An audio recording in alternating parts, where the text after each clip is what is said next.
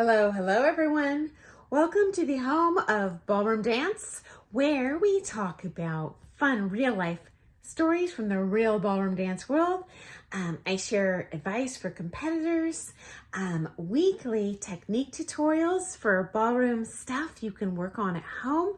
And today's topic is, what are the 10 biggest differences between the competition we see on Dancing with the Stars and real life ballroom dance competition? Okay, number one, other than the dance off in episode 5 this season, we only see show dances on Dancing with the Stars, meaning a couple is out there performing alone, with much looser rules, sometimes incorporating kind of a skit and acting, incorporating other styles and many figures that are not real ballroom dance figures at all. So while you can enter a solo in a competition, it is usually substantially more expensive than entering the regular comp. And you are only on the floor alone. There are looser rules, though certainly more rules than Dancing with the Stars.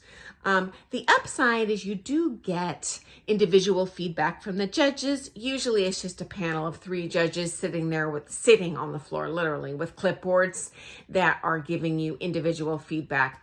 I don't highly recommend it in terms of the feedback, because I've done these before and they'll say inane things like great costumes. Like, okay, well, I'm not here to hear about my great costume. I know my costumes are great.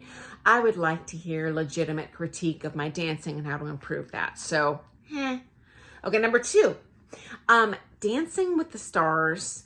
The voting commences at the beginning of the program, even before everyone dances. And it closes 4 minutes after the final couple dances. So, in my opinion, it's very skewed towards the people that dance early on. You have exponentially less time to vote for that final couple if you do like them. In real life, the judging commences and completes within that 60 to 90 second range of that dance. Everyone's judged simultaneously. Your marks are given and you're done. So we don't have open judging for 2 hours to genuflect on something I saw 2 hours ago that I probably can't even remember. So number 3, there are some styles in Dancing with the Stars that are consistent with real ballroom dance competition. If you'd like to see those real dances and a comparison between the American and international styles of ballroom dance, click on the link in the description. But in a nutshell, Dancing with the Stars includes many ancillary and even completely unrelated styles: Argentine tango, jazz, contemporary dance, Lindy hop. And these are not actually legitimate ballroom dances per se. And honestly, sometimes they offer 1 or 2 of those at a multi-day comp where, sure, you can go out there and throw down a nightclub 2-step, but it's not part of the actual ballroom and Latin set that you would have in a sanctioned USA Dance or NDCA ballroom comp, okay? And there are some styles we see on Dancing with the Stars that I have never once in my life seen or heard of being danced at a ballroom competition. For example, contemporary, which we saw like 5 of in last week's Dancing with the Stars episode. So not real. Okay, next up, number 4, audience votes accounts for an substantial part of your marks in Dancing with the Stars and how you rank.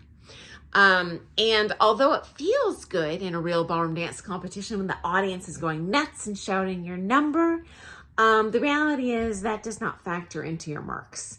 As a matter of fact, I have judged, and I'm so busy trying to rank those 6, 12 couples in that minute and a half time frame. I have totally tuned out the audience sounds. I am just focused on the dancing. okay? And the judging and the comp is about the dancing. It's not about people yelling your name or having friends there, okay?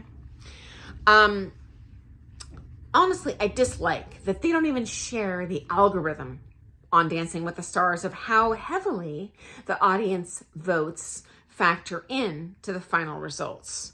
And in my opinion, it's very difficult for the pros to prepare their students, their star, for Dancing with the Stars when they're not even really sure how exactly they're empirically evaluated.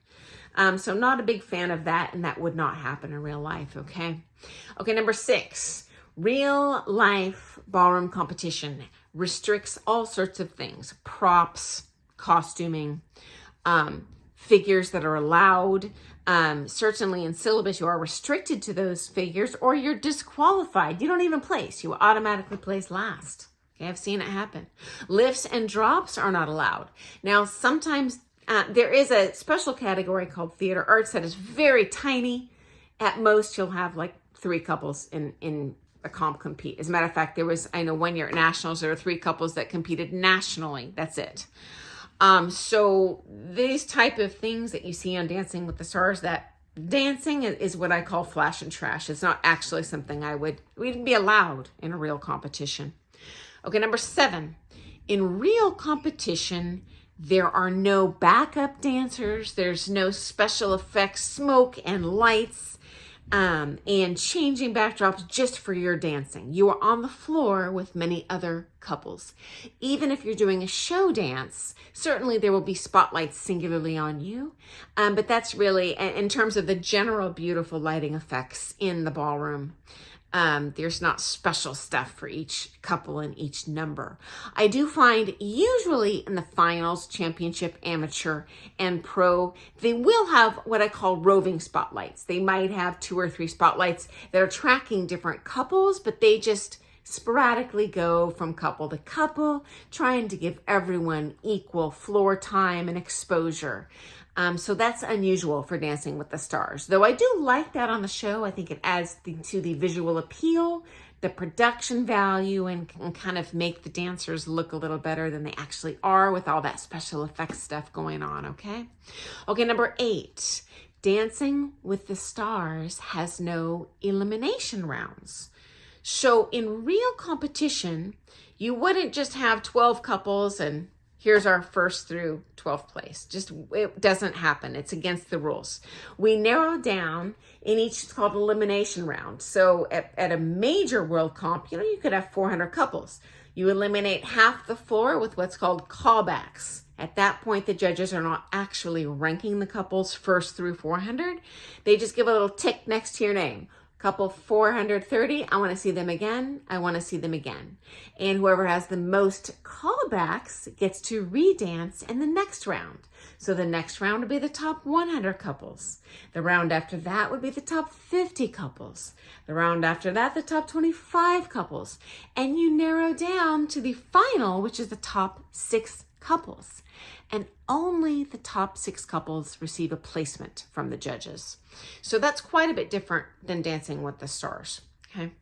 Okay, number 9, Dancing with the Stars announces the results essentially highest to lowest. Now, they don't tell you exactly where people place, but if you're down to that last 2 or 3 couples, you're going to be sent home that week. And so in real life, in the final, we always get the results from the lowest to the highest. So you stand out on the floor waiting for your trophy, your ribbon, your whatever certificate, and they will say in 6th place, couple number, blah, blah, blah, or they might say your names. Usually they'll say your name, but it depends on the comp.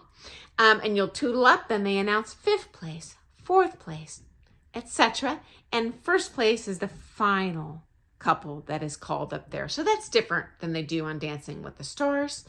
And 10th biggest difference I have noticed is in real life, you don't actually have ties. They don't publish kind of the exact marks of the couples, including the voters factored in, but they do publish the judges' marks. And so sometimes they tie because of the way they place them 1 through 10. So it's much, much more difficult to tie in a real ballroom dance competition. And in the very off chance that you would have a couple tie exactly, and you're placed 1st through 6, not everyone 1 through 10. So for example, you wouldn't get 3 couples with all 6 places. Like, it just doesn't happen in real life. There would be, this judge would give this couple 5th place, this couple 6th place. So these numbers tend to pan out into very clear marks at the end of the round. But if they don't, there are secondary rules that go down the pike to eliminate ties. So I don't think I've ever seen a tie in the entirety of my competitive career, because they have real rules to prevent this from happening. So I hope that's been interesting to you, and I look forward to seeing you tomorrow. Toodles!